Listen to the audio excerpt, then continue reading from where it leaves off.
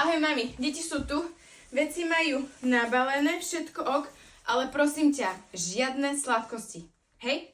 No poď, môj, poď, ideme nás nejakú čokoládku. Hej, dajte si čokoládku, poď. Vieš čo, mama, máš plnú záhradu ovocia, ja som ti doniesla banány, tak im môžeš urobiť smutičko. To je o mnoho lepšia varianta tej čokoládky. Toto všetko dáme do miomatu, černice, čučoriedky, jahody a dáme tam ešte zo 2 banány.